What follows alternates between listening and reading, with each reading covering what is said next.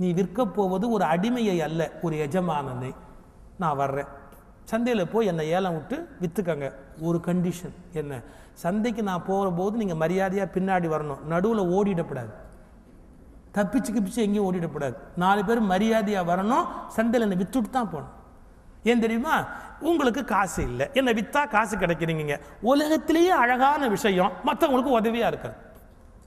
உலகத்திலேயே அழகான விஷயம் மற்றவங்களுக்கு உதவியாக இருக்கிறது. என்னை விற்றா உனக்கு 4 காசு கிடைக்கும்னா எனக்கு அதை விட சந்தோஷமான விஷயம் இந்த உலகத்தில் என்ன இருக்க போகுது? வா நான் வர்றேன். நடுவில் ஓடப்படாது. அவர் கம்பீரமாக நடந்து வர்றார். இவன் 4 பேரும் வசமாக சிக்கிவிட்டோம். இந்த ஆள் சந்தைக்கு வந்து என்னை வித்துடுன்னு இப்படி கூட்டிகிட்டு வரான், பயந்துக்கிட்டு வர்றான். சந்தைக்கு வந்தார். அவர் ஒரு இடத்துல நிறுத்தி வச்சு விற்பாங்க, அங்கே நிறுத்திட்டான். நிறுத்தின உடனே ஏலம் விட ஆரம்பித்தான். சரி நிறுத்து, என்னை பற்றி உனக்கு என்ன தெரியும்? அவர் சொன்னார், இங்கே இருக்கிற எல்லாரும் கேட்டுங்க, என்னை விற்பதற்கு இவங்க 4 பேர் விரும்புனாங்க, இவங்களுக்கு உதவுறதுக்காக நான் இந்த இடத்துக்கு வந்திருக்கிறேன். இப்போ என்னை விற்றா கொஞ்சம் பணம் கிடைச்சா அவங்க சௌக்கியமாக இருப்பாங்க, யார் வேணாலும் என்னை வாங்கலாம். ஆனால் வாங்குறவங்க ஒரு ஞாபகத்தோடு வாங்குங்க, நீங்கள் வாங்குவது ஒரு அடிமையை அல்ல, ஒரு எஜமானனை. யாருக்கு எஜமானன் தேவைப்படுகிறாரோ அவர் வாங்கிக் கொள்ளுங்கள். யாருக்கு ஒரு எஜமானன் தேவையோ அவர்கள் வாங்கிக் கொள்ளுங்கள். எவன் வாங்குவான்? யாராவது ஒருத்தர் பாச காசு கொடுத்து வாங்கிட்டு வருவாங்க? யாருமே வாங்குறதுக்கு பயப்படுறான். என்னடா இந்த ஆளை பார்த்தா வித்தியாசமா இருக்கு, ஆனா ஆள் பயங்கர வேலை செய்வான் போல, ஆள் அவ்வளோ வாட்ட சாட்டமா இருக்கிறான். அந்த ஊர் ராஜா வந்தான் பாருங்க, அவன் இப்படி வந்து நின்னா, பர்சனாலிட்டியை பார்த்தான், அடே எவ்வளோ வலிமையான ஆளு, அப்படி நான் ஒரு பெரிய பணத்தை கொடுக்குறேன், நான் இவனை வாங்கிக்கிறேன்னா. இந்த 4 பேர் பயந்துக்கிட்டு பணத்தை வாங்கினா. அப்பவும் அந்த ராஜாவை பார்த்து டயோஜனிஸ் சொன்னாரா, நல்லா தெரிஞ்சுக்கோ, நீ வாங்க போவது ஒரு அடிமையை அல்ல, ஒரு எஜமானனை. ஏறுற வண்டி இல்லை, ராஜா இதுக்கெல்லாம் கவலைப்படுவானே, ஏறுற வண்டி இல்லை, அழைச்சிட்டு போகிறேன். கொஞ்சம் தூரம் போகும்போது மறுபடியும் அந்த ராஜாவுக்கு ஒரு டவுட் வந்தது. நீ சந்தையில் வந்து உன்னை விற்றுருக்குறான், அப்போ நீ அடிமை தான், ஆனால் அடிமையை வாங்கன்னு சொல்லாமல் என்னமோ எஜமானனை எஜமானனைன்னு சொல்கிறியே, என்ன அர்த்தத்தில் சொல்கிறேன்னு கேட்டான். கொஞ்சம் கதை கஷ்டமாக இருக்கும், பொறுத்துங்க. உனக்கு தெரியாது, நீ இப்போது ஒரு எஜமானனை விலைக்கு வாங்கி கொண்டு போகிறாய். உனக்கு சந்தேகம் இருந்தால் இதே தேரில் திரைச்சீலைக்கு பின்னால் உன் மனைவி உட்கார்ந்திருக்கிறாள், அவளிடம் கேள். அவள் எப்போதோ என்னை விரும்பி விட்டாள். எனவே உன்னை அவள் மதிப்பதிலிருந்து ஒதுக்கி விட்டாள். என் முன்பு ஒப்பிட்டால் நீ ஒரு தூசுக்கு சமம். அவள் மனம் என்னிடத்தில் வந்து விட்டது. சந்தேகம் இருந்தால் திரைச்சீலையை விலக்கி கேள். ராஜாவுக்கு கோபம். திரைச்சீலை விலக்கி கத்தி எடுத்து மனைவி கழுத்தில் சொன்னா, உண்மையை சொல், உன் மனசுல என்ன ஓடுது? அவர் சொன்னார், உண்மையை சொல்வதென்றால் இவர் முன்பு நீங்கள் ஒரு தூசு. உடனே ராஜா பார்த்தான், ஸ்கிரீனை மறுபடியும் மூடினா, வம்ப விலைக்கு வாங்கிக்கிட்டு அரண்மனைக்கு போற அளவுக்கு நான் பைத்தியக்காரன் இல்லை, தேர விட்டு இறங்கு, நீ தயவு செய்து தேர விட்டு இறங்கு, நீ எப்படி வேணாலும் போ, நான் கொடுத்த காசை பற்றி கவலையே கிடையாது, இப்படி ஒரு பிரச்சனையை விலைக்கு வாங்கிட்டு போகிறதுக்கு நான் தயாராக இல்லை, தேர விட்டு இறங்கி வெளியே போனா. புரிஞ்சு போச்சா? எந்த சூழ்நிலையிலும் அவர் அடிமையாக தயாராக இல்லை, அவர் எஜமானனாகவே இருந்தார். தன்னுடைய எல்லா செயல்களுக்கும் தானே பொறுப்பேற்றுக் கொள்ளுகிற அந்த கம்பீரம் தான், அந்த எஜமான தன்மை தான், சுவாமி என்ற வார்த்தை தான் ஒரு உண்மையான ஞானியினுடைய அடையாளம். அந்த உச்ச நிலை. அவங்க யாருக்கும் பயப்பட மாட்டாங்க, யார் எங்க உட்கார்ந்துருக்காங்க, என்ன பேசுறாங்க, எதை பத்தி கொள்ளப்பட மாட்டாங்க. நீ வந்து பெரிய பதவியில் இருக்கிறியா, அப்படி இருக்கியா? சார் நான் ஒரு சாமியாரோட பழகினேன் சார், நான் நிறைய சாமியாரோட பழகியிருக்கேன், அதுக்கப்புறம் நான் சாமியார் ஆகாம இருக்கிறது பெரிய விஷயம். ஒரு சாமியார் சார், நான் உட்காந்துருக்கேன், அவர் ஒரு கட்டுரை எழுதியிருக்கிறார், இதே ஒன்றில். அவர் என்ன பண்ணார், அந்த கட்டுரை இப்படி எடுத்து கொடுத்து படிங்கன்னு சொல்கிறார் ஒருத்தர்கிட்ட. அந்த நேரம் பார்த்து ஒரு பெரிய பணக்காரர் வந்தார் அந்த இடத்துக்கு, ரொம்ப பெரிய பணக்காரர். அந்த சாமியார் ரொம்ப கெட்டிக்கார்.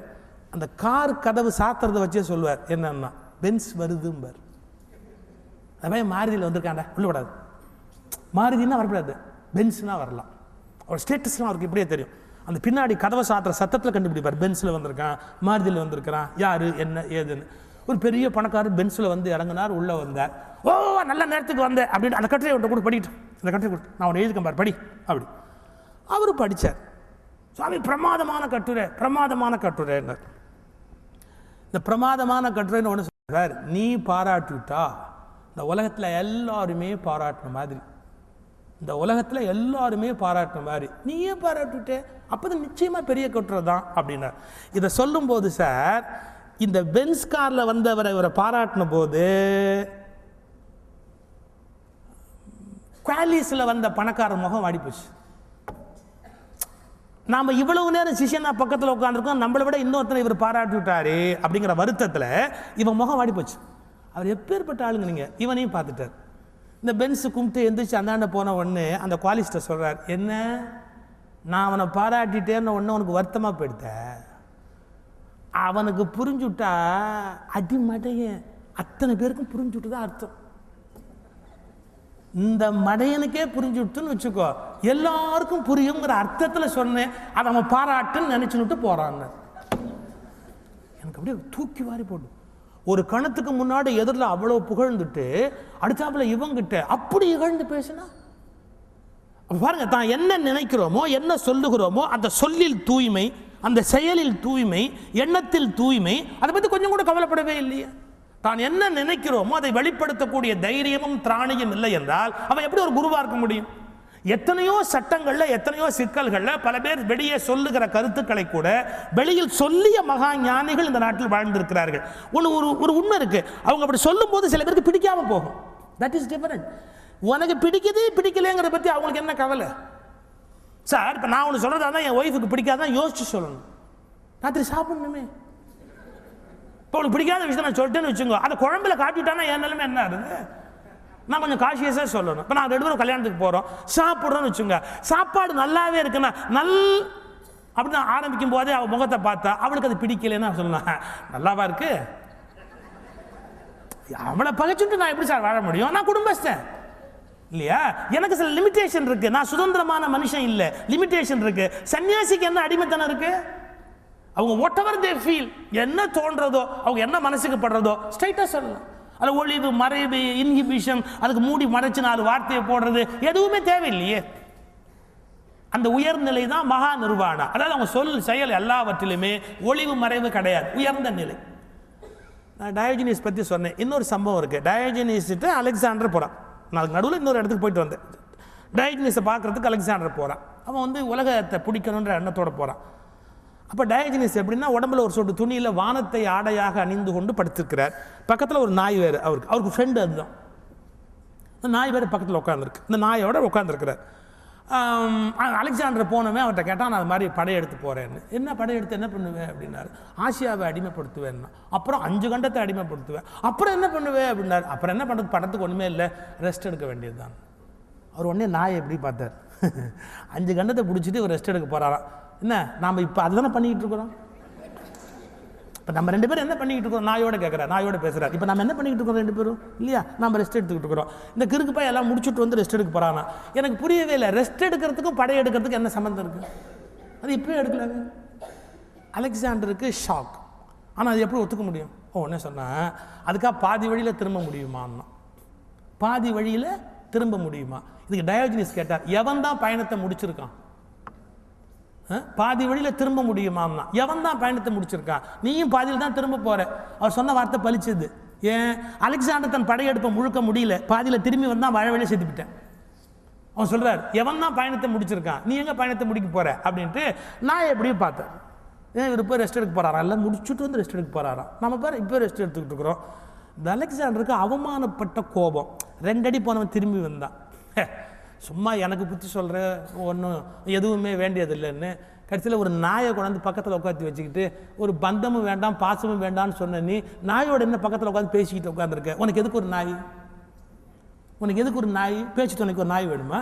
எதுக்கு அந்த நாய் பக்கத்தில் வச்சுருக்க? அதுக்கு டயோஜினிஸ் பதில் சொன்னார், சும்மா நிறுத்து, அவர் நாய் இல்லை, அவர் தான் என் குரு. யாராவது குருவை விட்டுருவாங்களே? குருவை எங்கேயாவது விட முடியுமா? என்ன பேசுகிறீங்கன்னா, நான் எல்லாத்தையும் விட்டுட்டு இந்த மாதிரி காட்டுக்கு வந்துட்டேன். என்னடா அப்படின்னு ஞானத்தை தேடிக்கிட்டு இருந்தேன். அப்போ தான் இவரும் இங்கே வந்தார். யார்? நாயை இவருங்கிறது. இவரும் இங்கே வந்தார். அந்த மரத்தில் உட்காந்துருந்தார். அந்த ஆற்றுல போய் தண்ணி குடிக்கலாம்னு இவர் போனார், என் குரு போனார். அந்த ஆற்றுல இவரோட பிம்பம் தெரிஞ்சுது. அவர் தண்ணி குடிக்கலான்னு போன போது அவர் பிம்பம் தெரிஞ்சது. அங்கே யாரோ ஒருத்தர் இருக்கிறாருன்னு பயந்துட்டு வந்துட்டார். ஒரு தடவை போனார், திரும்பி ஒரு தடவை போனார், திரும்பி வந்துட்டார். 3ஆவது தடவை போனார். அது எப்படின்னா என்னன்னு அவர் பாட்டு தண்ணியை குடித்தார். எனக்கு புரிஞ்சு போச்சு. என்ன? நானும் தெரிந்த வாழ்க்கையிலிருந்து தெரியாத ஒன்றில் குதிப்பதற்கு பயந்து கொண்டே இருந்தேன். 1 முறை 2 முறை தயங்கினேன். என் குருவை பார்த்த பிறகு துணிந்து குதித்தால் மட்டுமே ஞானம் பெற முடியும் என்று தெரிந்ததிலிருந்து தெரியாததற்கு குதித்து விட்டேன். தெரிந்ததிலிருந்து தெரியாததற்கு குதித்து விட்டேன். அதில் எனக்கு வழிகாட்டிய குரு இவர்தான். அதனால் என் குருவை என்னால் விட முடியாது. அவர் என்னோடு தான் இருப்பார். பாருங்க என்ன ஒரு நிலை, அவருடைய நிலை, மனோநிலை, உயர்ந்த அந்த தன்மை பிரமிக்க வைக்கிறேன். நான் ஒன்று சொல்லி முடிச்சிடுறேன். குருன்னு சொன்னால் அவர் இப்படித்தான் இருக்கணும், ஒரு ஆசிரமத்துக்குள்ளே தான் இருக்கணும், அவர் இந்த மாதிரி மாலையெல்லாம் அப்படிலாம் ஒன்றும் கிடையாது. ஒரு சூஃபி ஞானி, ஹசன்னு பேர், ஹசன் சூஃபி ஞானி. அவர் டெத் பெட்டில் இருக்கார், ஆனால் உயிர் பிரிய போகிற நேரம். அப்போ அவர்கிட்ட போய் கேட்குறாங்க, மாஸ்டர் உங்களுடைய குருநாதர்களை பற்றி சொல்லுங்க, உங்களுக்கு யாரெல்லாம் குரு அப்படிங்கிற உங்கள் குருநாதர்களை பற்றி சொல்லுங்க. அப்போ ஹசன் சொல்கிறாரு, நீ கேட்ட கேள்வி கரெக்டு, ஆனால் கேட்ட நேரம் தப்பு. ஏன்? இப்போ எனக்கு உயிர் பிரிய போகுது. இப்போ உட்காந்துக்கிட்டு உங்கள் குருநாதர்களை பற்றிலாம் சொல்லுன்னு சொன்னால் நான் எப்படி சொல்ல முடியும் என் குருவை பற்றி? எனக்கு 1000 பேருக்கு மேலே குரு இருக்கிறாங்க, எல்லாத்தையும் பற்றி இப்போ சாகிறதுக்கு முன்னாடி சொல்ல முடியுமா? அப்போ சிஷ்யன் சொன்னான், இன்னும் உங்களுக்கு மூச்சு ஓடிக்கிட்டு தான் இருக்குது, சொல்ல முடிஞ்ச வரைக்கும் சொல்லு. அவர் சொன்னார், நீ கேட்டுட்ட அதனால சொல்கிறேன். எனக்கு 3 குரு ரொம்ப முக்கியமான குரு, மறக்கவே முடியாது. முதல் குரு ஒரு திருடன். ஏன்? நான் ஞானத்தை தேடி வெளியில் புறப்பட்ட போது, தெருவெல்லாம் அலையிற போது, அங்கங்கே சுற்றின போது, சாப்பாட்டுக்கு வழியில் ஒரு திருடன் போனால் போது என் வீட்டில் இருக்க வச்சான். 1 மாத காலம் அவன் வீட்டில் தங்கியிருந்தேன். அவன் தினம் ராத்திரி 10:30 மணிக்கு மேலே திருடுறதுக்கு வெளியே போவான்.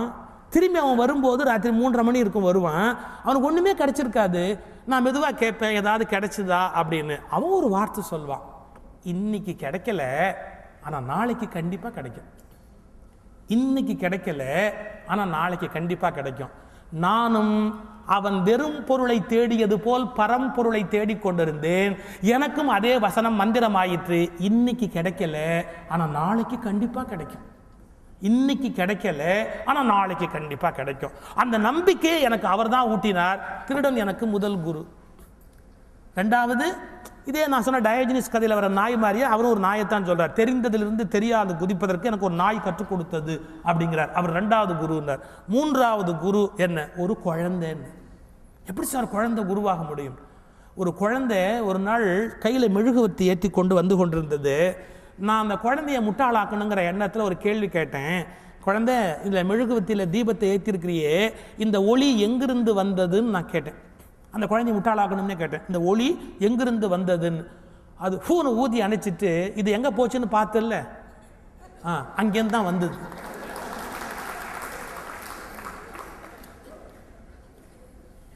அப்படின்னுச்சு. அன்னையோடு நான் இது மாதிரி பிற முட்டாளாக்கிற வேலையை நிறுத்திட்டேன். அந்த குழந்தை எனக்கு கொடுத்த ஞானம் அப்படின்னார். ஹசன்னு பேரு, சூஃபி மாஸ்டர். அப்போ குரு என்பவர் ஒரு நபர் அல்ல, குரு என்பவர் ஓர் அனுபவம். உங்களுக்கு அந்த அனுபவம் என்றைக்கு வாய்க்கும் என்று தெரியாது. நம்மை ஏதோ ஒன்று பழைய நிலையிலிருந்து புரட்டி போடும், நேற்றைய நினைவிலிருந்து புரட்டி போடும். சரியாக சொல்வதென்றால், உங்கள் நேர்கோட்டு பயணத்தை நிறுத்தி மேல் நோக்கிய பயணத்துக்கு ஒன்று தள்ளிவிடும். அந்த தள்ளிவிடுகிற அனுபவம் தான் குரு. உங்கள் நேர்கோட்டு பயணத்தை நிறுத்தி மேல் நோக்கிய பயணத்துக்கு ஒரு உந்துதலை, ஒரு விசை சக்தியை, ஒரு ஆற்றலை, ஒரு சம்பவம் தரும், ஒரு நபர் தருவார், ஒரு நிகழ்வு தரும், ஏதோ ஒன்று உங்களுக்கு கொடுக்கும். அதுதான் உங்களுக்கும் குருவுக்கும் இடையில் இருக்கிற தொடர்பு. இப்படி உலகம் முழுவதும் ఎందరో మహానుభావులు అంతరికి వంతనం. నమస్కారం.